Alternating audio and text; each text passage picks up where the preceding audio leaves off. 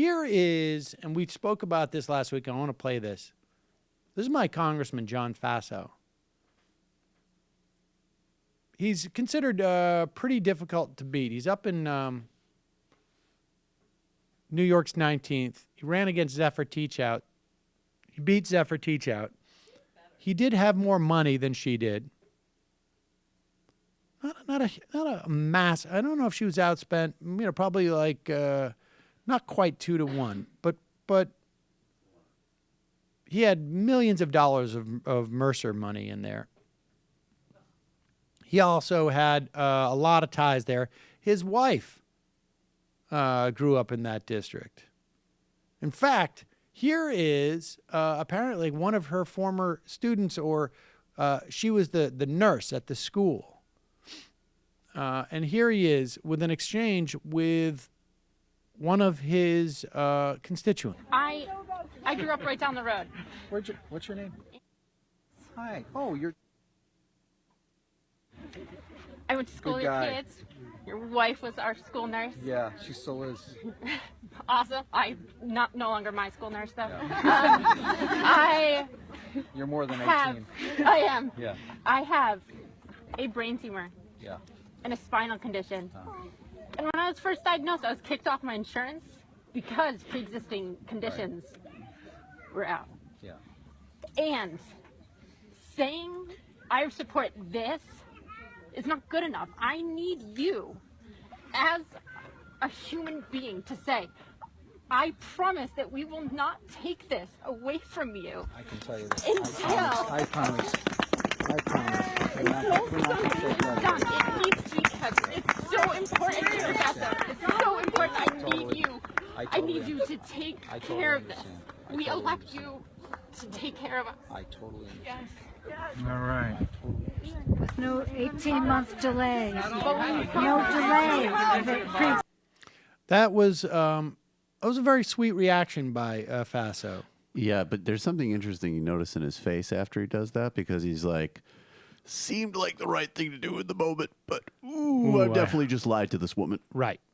And that was back in January, and I believe it was. And now it turns out he voted for a bill that will actually, it's even worse because she's in New York. But she's on Medicaid now. And there's every reason to believe that she will be one of those people in danger of losing her health care. New York got particularly screwed over because he wanted to save more local taxes for folks in his district. Put the onus on the state to make up the Medicaid payments.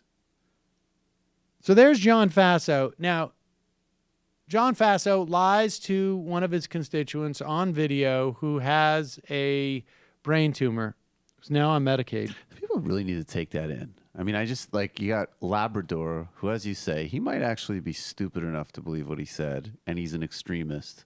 But this guy is like supposedly a moderate, looked in the woman in the face. Yep. And lied to her about, maybe that's to be incredible. Maybe to be fair, he wasn't planning on voting on it then. Right. He said, I've been in a 24-hour window. I think this is going to... Yeah. Yeah, it's like the 5-second rule. Yeah, 5-second rule. His fingers are crossed. So Faso, of course, is on vacation. You'd anticipate he will be holding a lot of town halls to explain why he actually voted for it, because maybe there's something about it that he doesn't that she doesn't understand. Well, it turns out that he's not going to be holding any town halls, but Sean Patrick Maloney, who I'm not sure which district he's from in New York, but he's offered to go and hold a town hall in Faso's district to explain his healthcare vote. Here he is on Rachel Maddow's show. You listen to a woman like Andrea, what I was struck by is she said that she felt naive, that when her congressman promised her that he would not do this to her. I mean, this is a woman with a brain tumor who is not playing some political game. She was desperate in that video. And he promised her he wouldn't. And she came on your show last night and she said, I felt maybe I was naive when he promised me I thought he wouldn't do it. And I have to tell you, I feel like saying to her, Andrea, if you're listening, you're not naive, because I believed him too. And I'll tell you what, there are members of Congress who will look you in the eye and will not lie to you about something that serious. And if this guy won't stand up and explain it to you and the people he represents, my neighbors in the Hudson Valley, well, I'm going to do it. I think every Republican who voted for this thing ought to have to stand in front of their voters and explain it.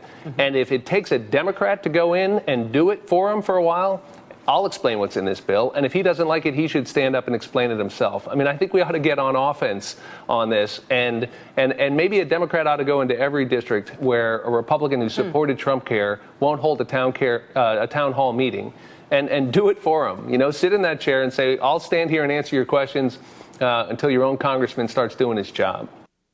And he is from the adjacent district, the 18th. It's just south of Faso's district, slightly north of New York City. Good for him. And frankly, I hope we see that.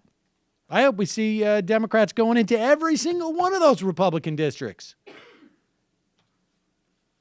and saying, hey, well, I'll explain it to you, and forcing the Republicans to come out and I don't know, go ahead, justify it. I mean, it's unbelievable.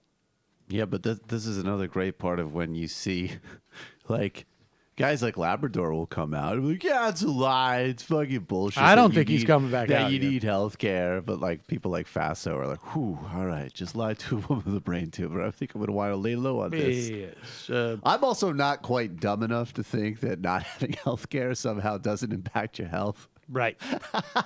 I don't. You got to have those Freedom Caucus There's guys. not many talking points left for me on the table. Although, here's one. All right, let me just do this, and then we'll go into the fun half. Hi, folks. It's Sam Seder. You know me from just a minute ago. Listen, we've had a problem on YouTube. Let me make a graphic visualization. Back in March, our revenue and the ads that were monetized was a lot, like here. And now, over the course of actually within a day into April, it's down to about here. Now, this is just a artist rendering, but that's basically it. We were here, and now we're here. That's because of some YouTube thing where advertisers were concerned on being on hate sites. And, of course, we're a news organization that sometimes talks about hateful people, and we got caught up in their algorithm. I thought it would be fixed by now. It's not.